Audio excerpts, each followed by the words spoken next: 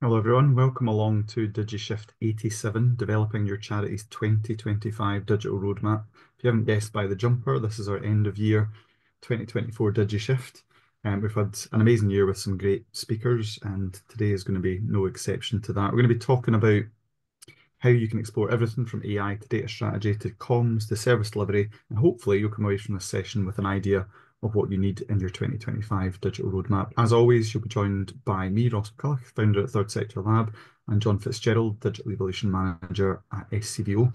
John's going to be sharing his digital strategy playbook, a template and guide to help you get started with your digital strategy. I'm going to explore on staff digital skills and why trustees can help your organisation meet its digital data and design aspirations in 2025. And we also got two special guests from Charity Change Collective, Eleanor Gibson, who's Agile and Innovation Coach for nonprofits at Tilt. And we're also going to have Brani, Milosevic, who's Digital Transformation Consultant at Strativation Partners.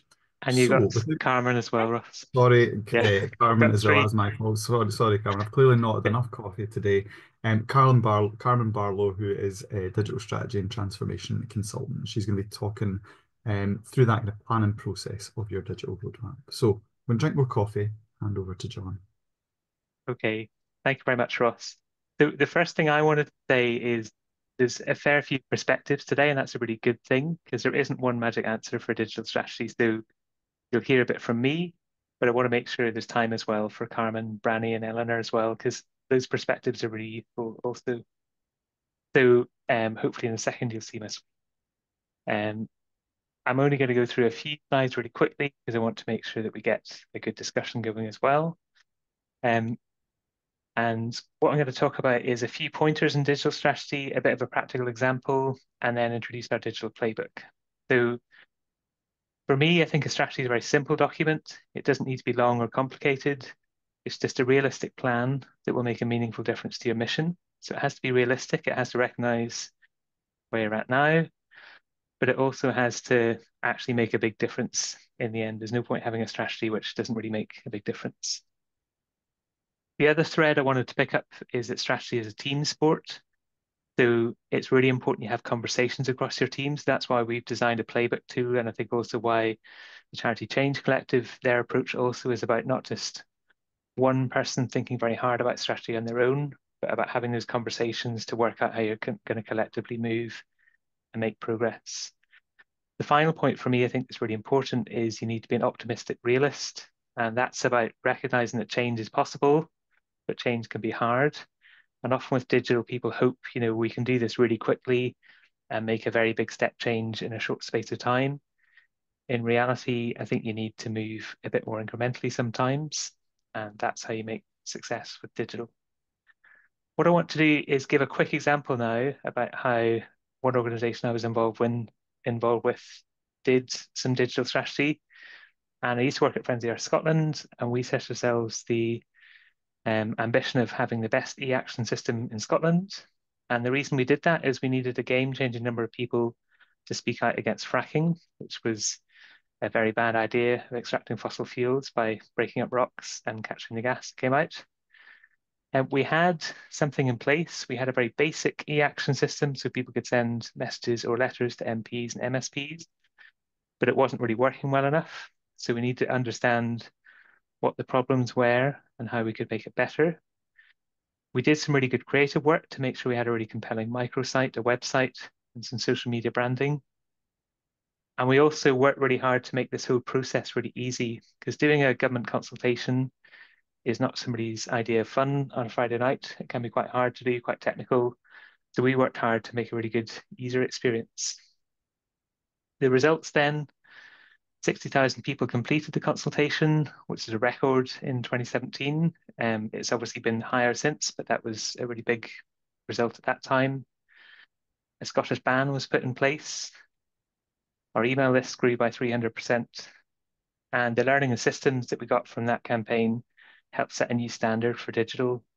So we had that quite high level ambition about having the best e-petition system in Scotland, and then a series of steps we needed to do in order to get there. So that's just a quick example to help you think through how you could approach a digital strategy. I want to now very quickly put a plug in for our digital strategy playbook. And this is a template and guide to help you start shaping your digital strategy. We developed this because lots of people asked us for a template and said, can you help me just work out what I should have in a digital strategy? And we kept saying there's no right answer. It'll depend on your context. But people did still want ideas and questions to help them make progress. And I know the Charity Change Collective have had similar conversations as well with organisations they've been supporting. So the way it works is we've got 5 different themes. So this one I'm showing is our leadership, culture and skills theme.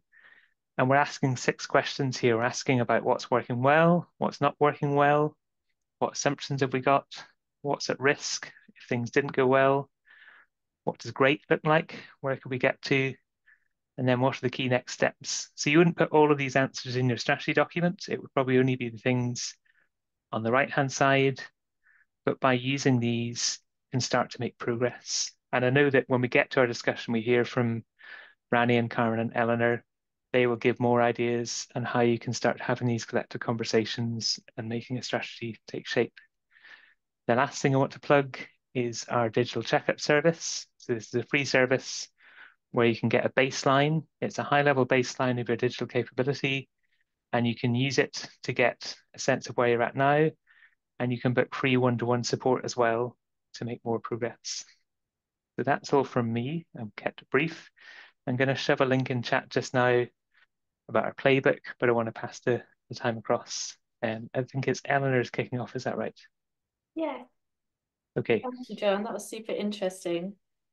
So thank you all so much for having us. Myself, Brani and Carmen are going to spend the next 30 minutes or so, along with you all, taking stock of where you are now and thinking about what you might choose to include in your 2025 digital roadmap. Our goal is that you will leave ready to create or refine your charity's 2025 digital roadmap. It will be us sharing some top tips and some theory, as well as you all reflecting on your personal journeys over 2024, planning for 2025, and also some group discussions as well.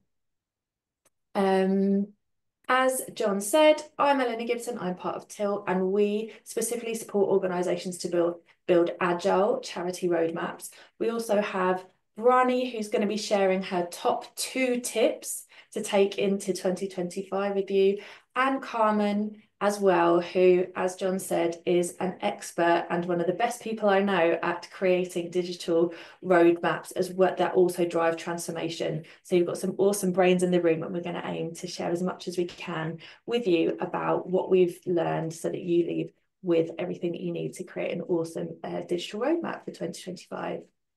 I'm going to hand over to Carmen, who's going to share a little bit more about why you might want a digital roadmap, and then I will facilitate a discussion between us all about what might go into our roadmap. So over to you, Carmen. Everyone, thanks for that lovely introduction, Eleanor, and nice to see you all. Great Christmas jumpers. On the roadmap, I think one of the things, as Eleanor says, that it's helpful to start with, in my opinion, is to think about why you have it. Now, you yourself might know exactly why you want to have a roadmap, but you're not an island. You need to work with an organization. It's helpful for everyone in the organization to understand the value of a roadmap. So I like to always start conversations on a roadmap by talking about why it's an indispensable tool for providing direction, helping you prioritize, align resources strategically, making sure that it's achieving the overarching organizational or departmental or project goals. And it's really a tool to help make decisions and plan.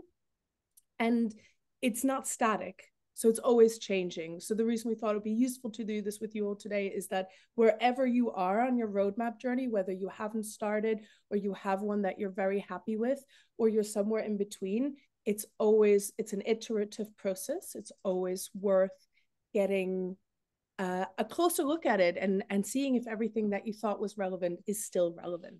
So rather than me telling you what I think you should look at in terms of your roadmap, we wanted to start with you to hear where you're at right now. So over the next 20 minutes, we'll dig a little bit more into what are you worried about? What's keeping you up at night? What are the things that you think that you need to have in place in your organization that you don't right now? Or what are the ideas that excite you? Are you looking at new technology or new things coming out and thinking, we need that? Why don't we use that? How could we use that in the work that we do?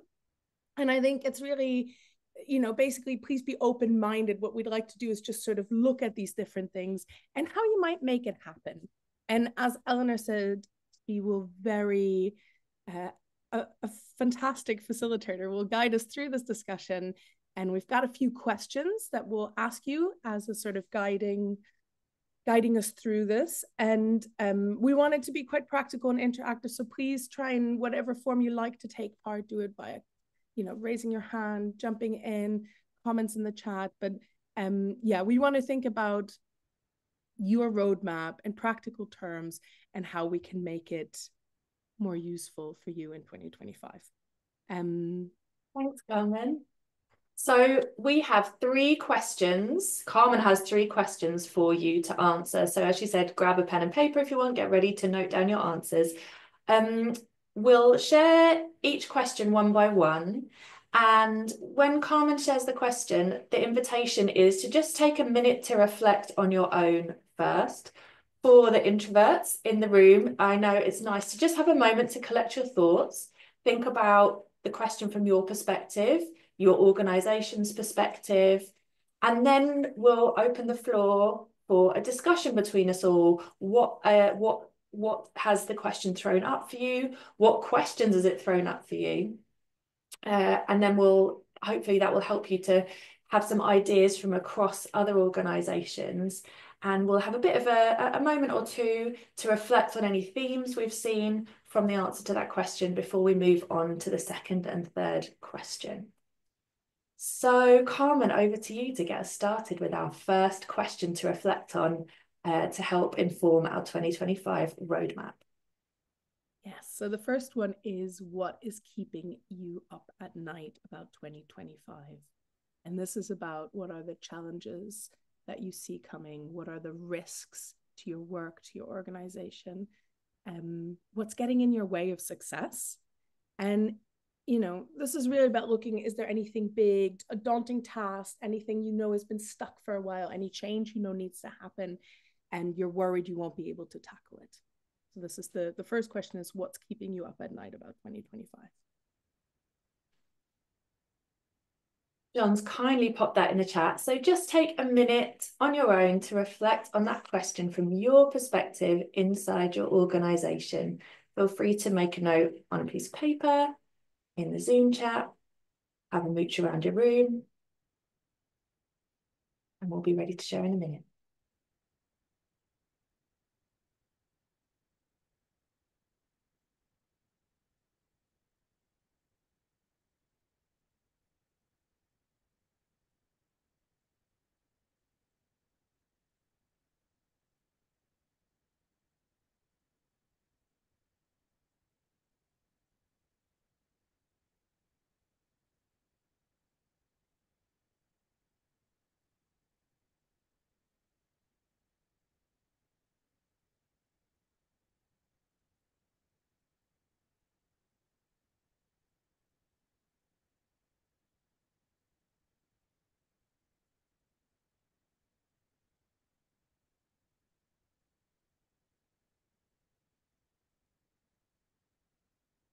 Okay, so now the invitation is to share, whether that's in the Zoom chat, if you'd like to unmute and pop your hand up, what's keeping you up at night about 2025?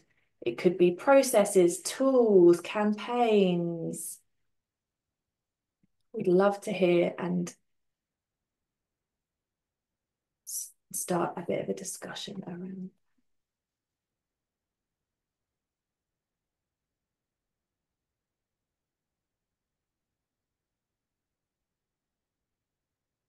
John is shy today for some reason.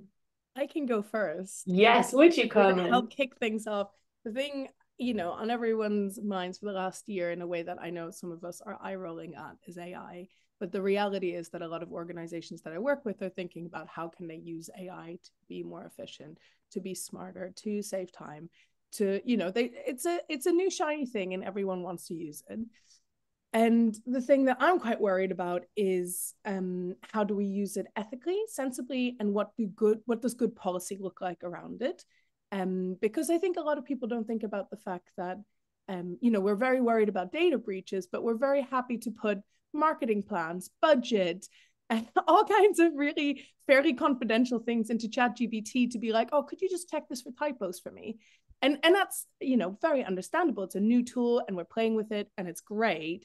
But I think there's a little bit of one thing that I'd like on my personal roadmap is to understand a little bit what good looks like in 2025 for policy in organizations, in charities, in not-for-profits, about how to use AI thoughtfully to data protection, confidentiality, data breaches. I hope that got us started. That's on my list too, having got very excited about AI and now starting to think about the realities of it. We've got some lovely responses in the chat as well. Just thinking that starting on this journey needs to happen, but there are so many other priorities and we don't have resource for this. So thinking about, what role does digital play in enabling these other priorities? And what role do these other priorities have in unlocking opportunities on digital? And the thing that when it says you have so many other priorities, I think the thing that it makes me think about is this resonates so much. I've been in organizations where this happens. I've worked with organizations where this happens. This is a very common mindset. But I almost think of a roadmap more as your map, your plan. In itself, it shouldn't be a big absorption of resource. It's more a way to look at resource and prioritization. But I understand that sometimes just getting that started and making space for that can be the challenge. I think, Cecile, you were going to come in there. Yep. Yes, hello, everyone. So just to take part in the conversation, I think the things that keep me up at night are, definitely the ethics of using AI. Like we're starting to use it like just every so often for little things, but I wonder if we want to use it like more automatically. And I'm like, oh, but is that something that follows our own ethics as an organization? And so, it's an interesting thing that I would like to explore with the team. And then there's also, we're still a very small charity and we've not invest much in like cyber security thing, but we are getting bigger and I think that's something that keeps me up at night. I would like to have a stronger approach on security. And then the last bit is about finding better ways to work together as a team. Like we are working in lots of different locations and we use online platforms, but it's limiting us at the moment. And I want to explore that more because I can see we have the potential to better collaborate between all the staff, but we're just like, there's lots of miscommunication because of the tools that we are not using the right way, or like, there are maybe other tools that work better. So that would mean that if I invest time in that, it means we can do better work, and so the resource will be spent more efficiently. That's my points. Thanks, Cecile. And some great points coming up in the chat as well. Such a lot in terms of funding, sustainability, skills, cross-team approaches, selling in your work internally. Seems like you've all actually got some really clear ideas for what's needed next year, and perhaps a few new things that you might not have thought about that have come up from the rest of the group. We don't have a ton of time to dig into them, but I did see, was it David, did you say you would be happy to share yours as well? Your challenge for 2025. It'd be lovely to hear yours. So I run an organisation called the Apprentice Store. So digital is the core of what we do. We're a managed IT provider and we work with small businesses in the public, private and third sector right across the UK. One of the biggest challenges we've had, and we've decided we're going to address this next year, is the negative perception about the quality of the service that we provide because we're a third sector organisation. And I am concerned about completely rebranding, repositioning ourselves, and we lose what we built up over the last 10 years. So that's what keeps me up at night. So there's a big strategy piece in there. Yes, I was just thinking that a really strategic problem to begin tackling in 2025. Thank you, David. And I'm sure something that many of our folks can relate to. Yeah. So great to see. Sorry, Elle, just to jump in, it's really nice to see the differences between some of these feel to me like they are resource constraints, quite tactical things that you need to get done. Some of them are quite big think pieces, like what you just shared, David, around positioning, around what that means for a whole organization. And some of them are in between. They're about enablers, ways of working. And I think the thing that's amazing about roadmaps is they can hold all of these things. I think we sometimes think that a roadmap is just digital products, but it's not. If you want it to be, it can just be a digital product roadmap. But in my mind, a roadmap is a plan that goes more widely and it can hold all of the things that you've just talked about. I just wanted to say that because I think sometimes there's a misunderstanding about what you can put on a roadmap, and you certainly can put all of these things on a roadmap. Really helpful. Thank you, Carmen. And I know you're going to give us some more tips about what to include in a moment. But before that, let's move on to our second question. Would you share the second question with us, please, Carmen? And again, the invitation is to take a moment on your own to reflect on what this means for you in your world. Absolutely. I've also popped it in the chat, but the question is, what are the exciting opportunities for you in your charity and your organization in 2025? So this is the sort of counter side to the worry one. What are the opportunities? What excites you? Where do you see potential for real impact? Are there big possibilities and opportunities for change? And you know, do you even have ideas about how to turn things into concrete plans? It doesn't have to be big and exciting. It can be something little that you've been thinking about for a while and you just want to make it happen. So this is the next question. So the invitation is to take a moment to reflect on that on your own.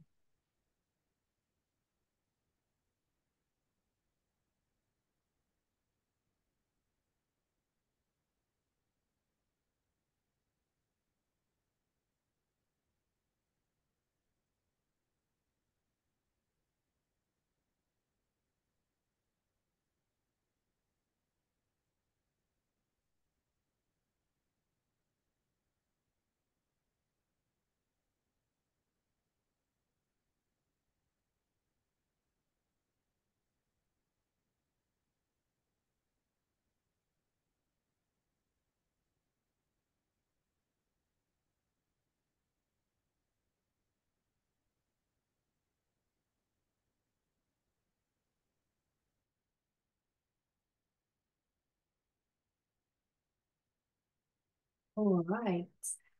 So now the invitation is to share.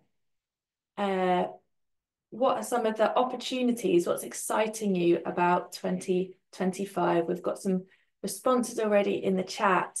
New trustees, so lots of ideas and expertise, exploring efficiencies that AI tools can bring, better joined up support, how to use technology better to deliver services differently, taking into account AI. Well, congratulations, Sandra said we're excited to have our management team on board with the digital side of things, which is brilliant. We're only thinking about how to optimize and prioritize your digital comms. Open up the opportunity to grow at scale. Feel free to unmute or pop your hand up if you would like to share with us any more about what's exciting you, what are the opportunities that you can see coming your way in 2025.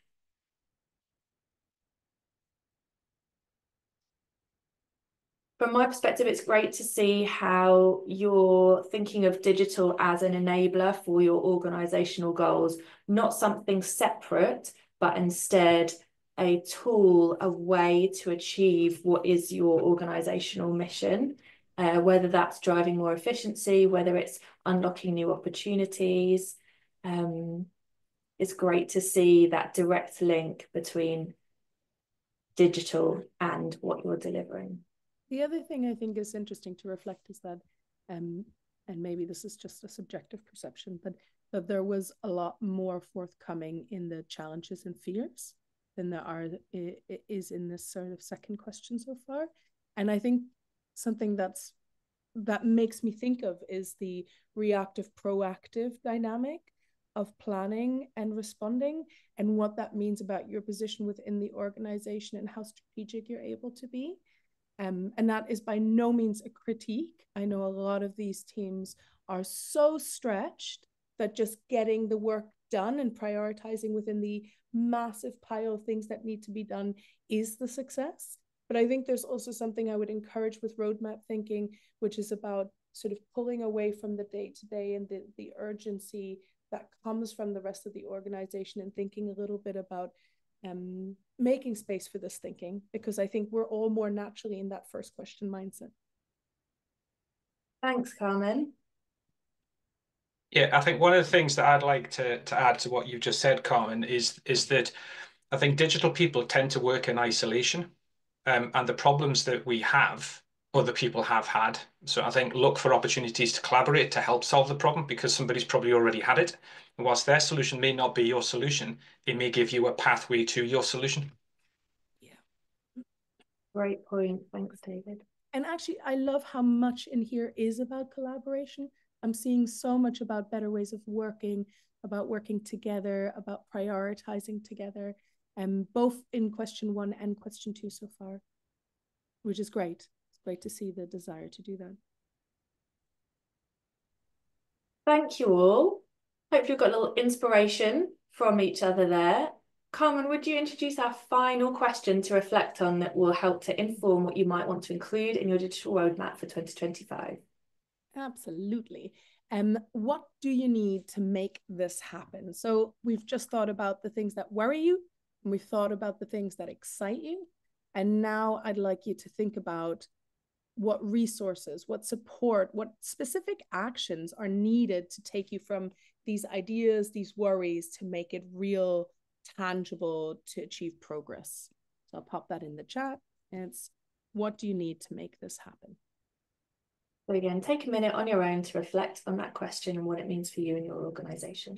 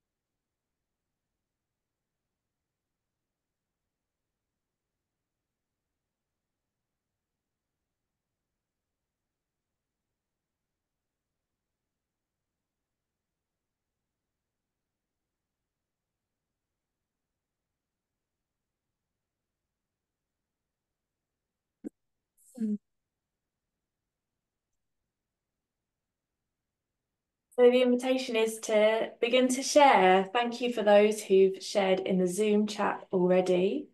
There's certainly some things there about prioritization, more time needed. There's so much to do and never enough time. Also funding, buy-in from across the organization, and the skills to be able to deliver this. The invitation is to unmute. Is there anything that you'd like to share specifically about what you would need in order to tackle those challenges and deliver those exciting ideas that you have for 2025? Can I come in just as there's like a theme that ties up a lot of this stuff that's been spoken about there. And for me, what I would love to see is more charities having less battles internally.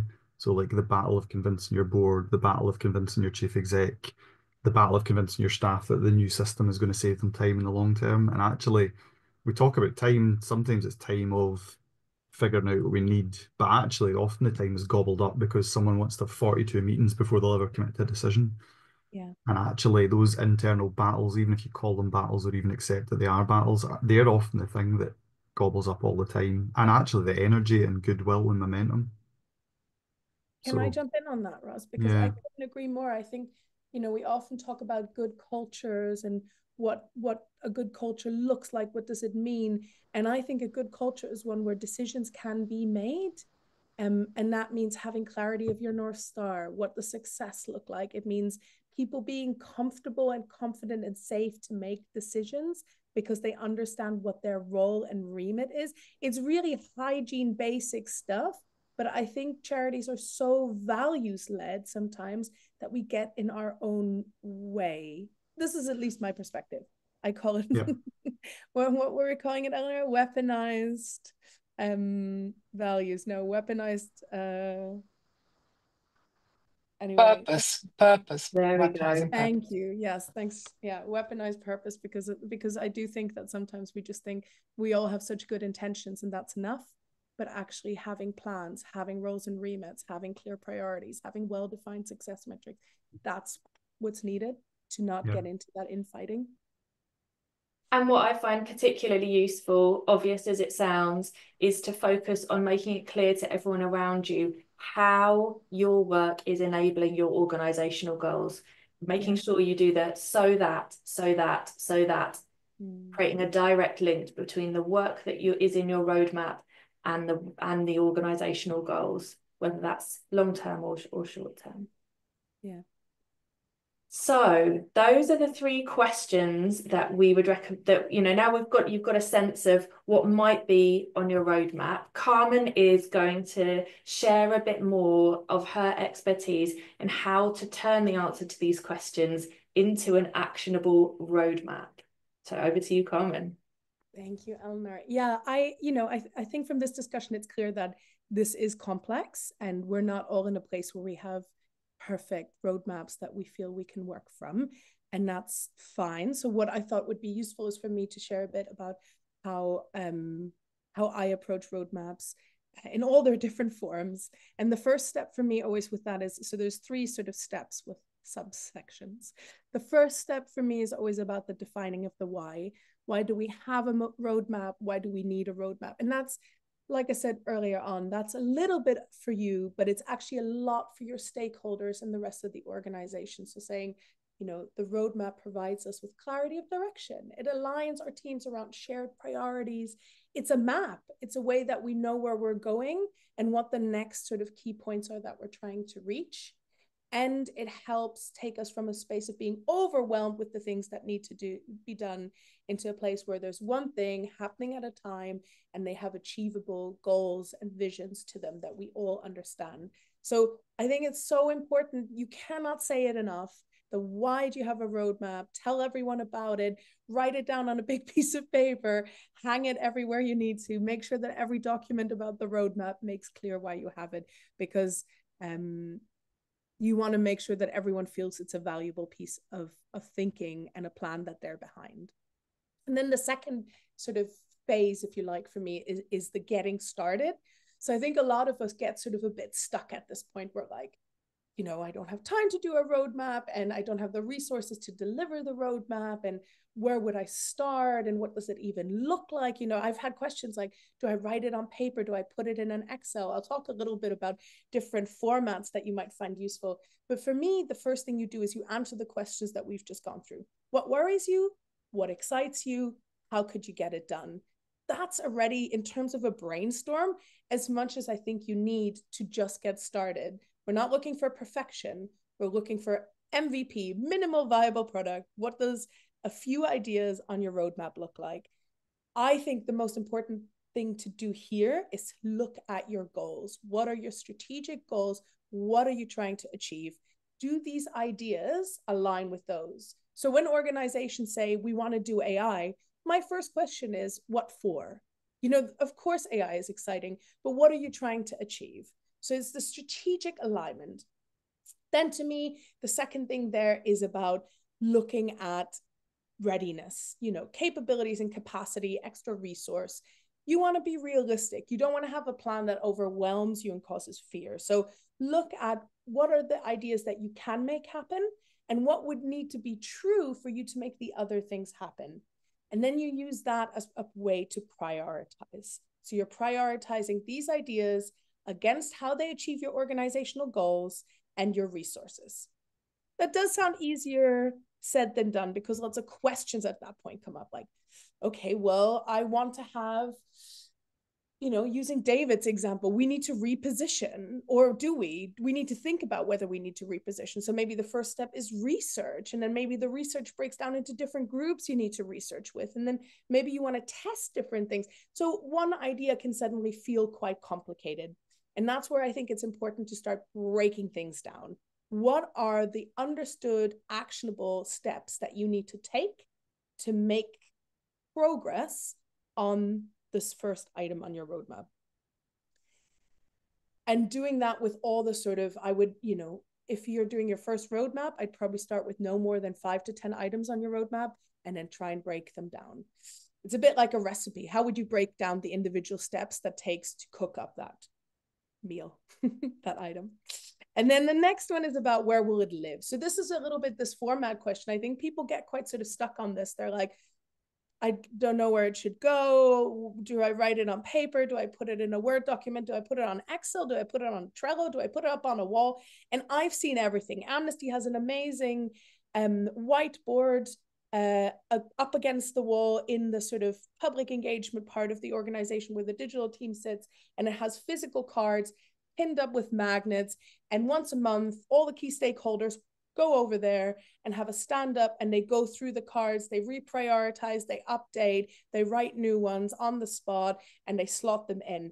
That tactile nature, that doing it together, can be such a great tool to bring it to life. So you want to think about bringing it to life. Now, I've seen Trello. I've worked with lots of organizations where we've developed Trellos. That can work perfectly well. Any sort of digital tool where you can do anything from Kanban style to anything else where you just have anything that's not just a list of things, I think is helpful, because you're able to prioritize, you're able to move things. Now, I do know people that use Excel spreadsheets, and they have sort of status of different, you know, elements within it. Is it progressing? Is it blocked? That can help, but I think about a way that you find it easy to move things along. So whatever tools you'd use, whether physical or digital, use those and show them to everyone. Don't be afraid to be visible. Make sure that people send it around, bring people over. If you can put it up on a screen, even better. Make it really out in the open. And then the next thing for me here, the third point, is around emphasizing this idea that not everything has to happen now and not everything can happen in the future, right? There's a timeline, and you want to be moving through that timeline. You want to be realistic about the capabilities and capacity you have now to do it. And you want to think about what you can do next realistically, what builds on that, and then what's in the future. If it's heavily loaded on one side of that spectrum, you're not really thinking realistically. You know, if everything's happening now or everything's happening in 5 years, that's not a real sort of timeline. Try and distribute it in a way that you think is right. And remember that you can iterate as you go. Fourth one on this, and we're almost at the end, is don't overcomplicate this overview. Make it clear this is the scope, the purpose, this is who's leading it, this is the timeline, the expected timeline or deadline if you're working to a specific deadline. No fake deadlines, please. And this is what the success metric is. Like, this is how we'll know when it's done. That can be just the first phase of it. Just define what done looks like for that phase. Everything else should sit behind it. So on a Trello, for example, you'd have that as the header of the card, and then behind the card, you'd have all the detail. And then the final point on this is buy-in. So get your senior management team, get your key stakeholders involved from day one, early and often. Show them this, talk to them about it, find ways they find exciting. I think, Ross, you were talking about, I can't remember, someone was talking about the idea of showing how your work helps them, and making it about that, bringing people in by saying, what ideas do you have? Cool, let's pop them on the roadmap. Where could they sit in terms of priorities?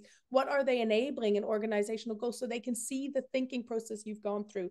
Because if you can bring them in and you have their buy-in, it's an enabler all the way through. So just wrapping up, the 3 phases I've talked about is make sure you're clear on the why, The second part is just get started, get that strategic alignment, get some ideas down, prioritize them. And the third one is make it real by breaking it down, getting buy-in, putting it up somewhere very visible. And I'm just going to close by saying, remember, this is not about something really complex. This is about being clear, keeping it simple. It's a plan. It's supposed to enable you, not take all your time and stress you and work. And it's about iterating. Start small.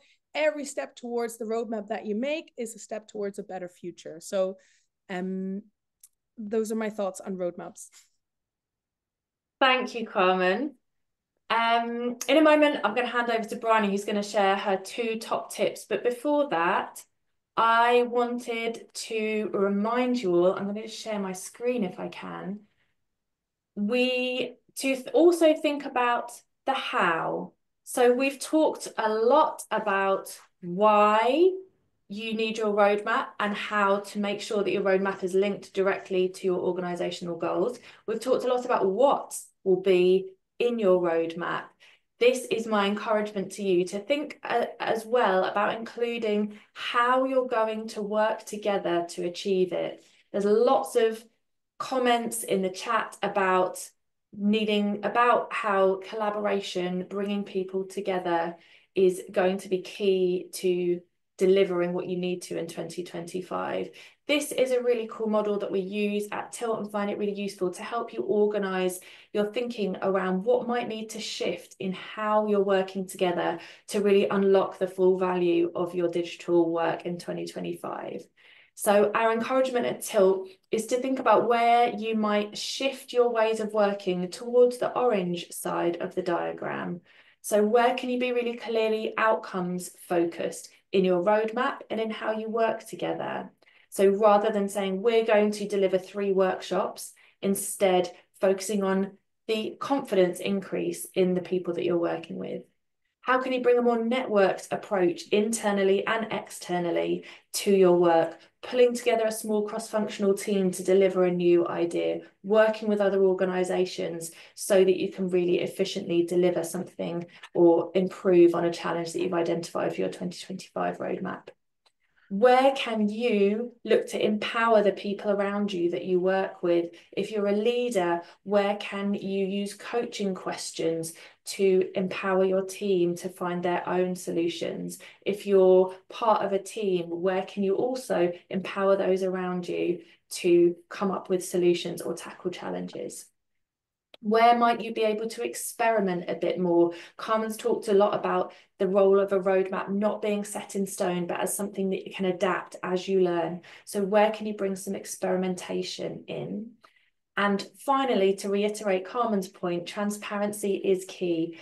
Where can you share your roadmap? How can you make it as open as possible? I know this can often feel quite scary, but it can actually really unlock lots of opportunities for other teams to help you deliver your roadmap, find synergies, and for your stakeholders to feel more involved, like this is their work as well as yours.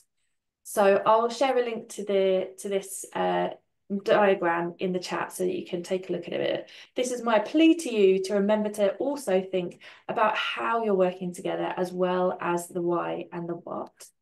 I'm now going to hand over to Brani, who's got her 2 top tips for you to bear in mind before we wrap up around your 2025 roadmaps. Thank you, Eleanor. So I'm going to try and link my 2 tips with some of the comments I've seen in the chat. So the main thing, I'll just share my screen so you can see the visuals that I'm talking to. Can you see my slides? Yes, fine. Okay, Thank you. perfect. So this is people, process, technology thing which we at Charity Change Collective talk about a lot, which is the technology. Whatever you're planning for technology, you always need to think about the other 2 things, which is, do you have the right people skills? And people were talking about skills there as something that is a challenge for next year. So do you have all these things in place in order to deliver your plans? And then to Eleanor's point, how are you working across silos? How are you working across teams? How are you engaging, getting people's buy-in? So all the 3 elements are important when you may be having a digital technology roadmap, but these are the kind of other two things you need to think about. So I'm just giving you this as a kind of frame for the two tips I'm giving you. So one is around the way you can do this, because I know that what we've just talked about can feel really overwhelming because there's kind of so many bits and pieces, and where do you start and where do you focus? One way of doing that is to design 1 or 2 journeys for your audiences. Starting with a kind of audience profile, figuring out where they're gonna, what are the touch points for digital touch points. Oh, actually, it doesn't have to be only digital touch points, but where they're going to kind of come to your organization. Obviously, think about the content that they need to be exposed to at that level. And then think about the 3 bubbles. So thinking about, so if we're going to deliver this journey, if this is where we want to, how we want it to work, what content do we need, what technology and data do we need, what skills do we need, and how do we need to work with each other? So that gives you a good way into these kind of 3 bubbles. So without trying to resolve everything for everyone, you're just saying, for these specific journeys, what do we need? It's a really good kind of small test case where you try that once, you see how it works, you see what you need to change in the future, etc. So that's kind of one very quick tip. The other one is, because it is about you're starting the new year, you may want to set your targets. And I'm using digital maturity. .talk is a tool I developed in 2015, so it's going to be 10 years next year. Which kind of gives you a baseline and gives you a set of targets around 17 competencies, which go across those 3 bubbles, so people, process, technology. The benefit of this, the way you use this assessment, is that you get, you can do it with your colleagues.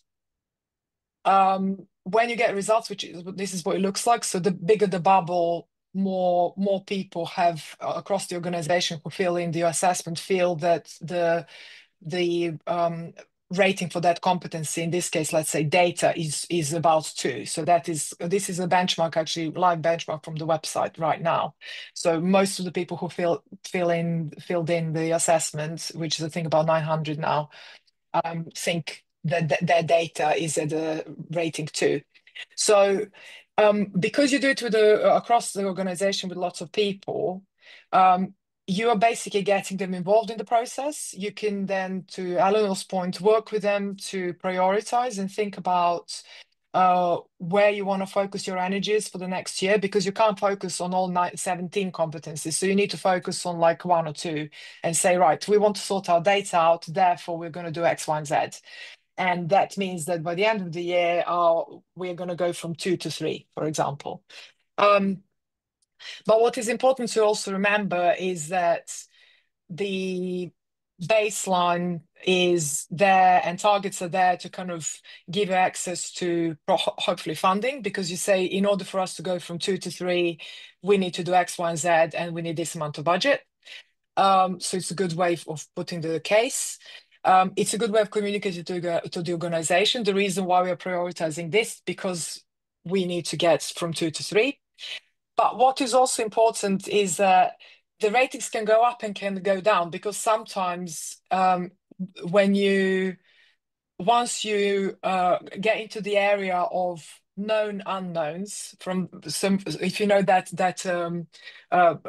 kind of quadrant. So if you move from the area of unknown unknowns to the area of known unknowns, rather, you know much better, you have much better view of how little you know about your data, your rating could go down, and that's fine. And I think that is kind of the invitation to that point that we were discussing on chat. You know, the line doesn't always have to go up. Sometimes you learn, which makes the line go down, and this is important kind of testing and learning. So those are kind of my two tips, which kind of have the up through themes of people, process, technology, and collaboration and prioritization with your colleagues. And just to say the last point, because we've talked about prioritization a lot, what I've always say to people, when you prioritize, that also means not doing things. It just, like, if you have a priority list of 10 items, it doesn't mean that you have to do all 10. you need to kind of focus on 3 to 5, which means the other are just going to fall off. And I think that is always the difficult task for people when we prioritize. Thanks, Brani. Prioritization equals deprioritization. Thank you all so much for having us. Hopefully that has been a useful whistle-stop tour of how to build your digital roadmap for 2025 and what might be on it. Good luck. We're here to support you if you need, and we can't wait to see how 2025 works out for you. Thanks so much, everyone. So many really useful perspectives, and I know we ended up saying this at DigiShift in October as well. So we could have added another 30 minutes, but that's maybe our learning. So much expertise and insight there. And if you've been watching the chat, you'll see a lot of links. So hopefully that'll be saved for you, so you can pick them up afterwards. This will be on our YouTube channel afterwards, so you can watch it back if you'd like to.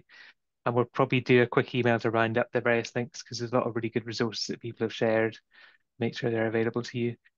We'd normally, as we wrap up a call, talk about the next DigiShift, but actually in January, the first thing we're going to be doing is getting together at the gathering in early February. So that's not even in January, but you know what I mean. So there'll be a load of really good in-person events there. Now, I'm just sharing a link in chat which filters on all the digital events at the gathering. If you look at that, you'll see that the digital change stuff is already fully booked. We'll probably work on what space that is in and see if we can make a bit more space available. So what I suggest to you, if you haven't already booked, book anyway, and then you might get a waitlist place. If you're interested in AI and cyber, there's still a good bit of room because they're in bigger rooms. So do have a look and sign up if you can. And we'll be in touch on email with our next events in 2025. Thanks again so much to our speakers, and we wish you all a good break over Christmas. It's been a great session. And as I say, we'll send the links out afterwards when we send the email with the link to the YouTube video. So thanks again, everyone. Great to see you all. Thanks, everyone. Thank you for having us. Have a nice Christmas. Yeah, you're welcome. Thank you. Merry Christmas. Bye. Bye, everybody.